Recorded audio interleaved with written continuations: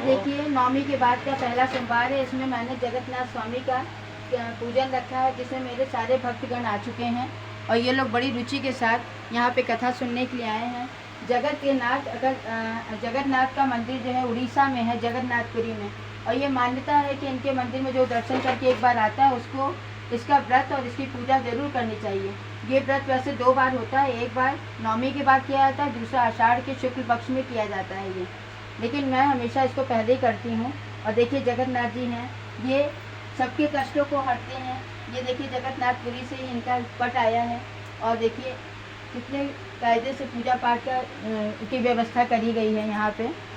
और कहा जाता है कि अगर भगवान ने किसी को दिया है तो उसको करना चाहिए। यही इस कथा में बताया गया है कि 2 बेटियाँ थीं। एक बेटी गरीब थी, लेकिन उसे जब उसके पिताजी जगन्नाथपुरी होकर के आए और उन्होंने भंडारा करने की व्यवस्था करने को कहा, तो छोटी बेटी के पास कुछ भी नहीं था, तो वो सब करने को तैयार हो। लेकिन बड़ी बेटी के पास जब गए तो बड़ी बेटी ने मना कर दिया। उन्होंने कहा मेरे पास कुछ भी नहीं है। तो जगन्नाथ स्वामी इतना गुस्सा हो गए थे कि उन्होंने सब कुछ उनका स्वाहा कर दिया था।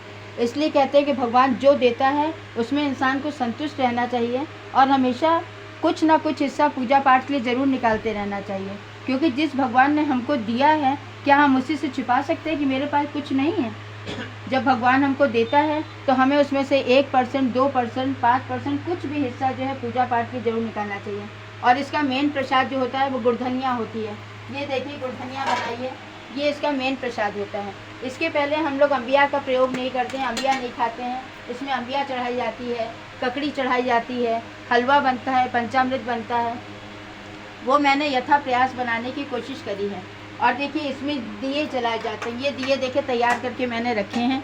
ये दिए अभी जलेंगे। सब भक्तजन अपने इच्छा रखते हुए एक एक दिया जलाएंगे भगवान जी के सामने और इससे आरती होगी। फिर ये दिए बरकत के लिए सब भक्तों को दिए जाते हैं और साल भर वो इस दिए को और यहाँ पे चढ़ाए हुए पैसे को प्रसाद के रूप में अपने पास बरकत के रूप में रखते हैं। वो साल भर रखते हैं और उससे उनके घर में बरकत बनी रहती है। हम उम्मीद करते हैं कि इसको सुनने के बाद बहुत से लोग जगन्नाथ जी की पूजा करने का प्रयास करेंगे और अगर कहीं हो रही है तो उसमें शामिल होने का प्रयास करेंगे। बोलो जगन्नाथ स्वामी की जय।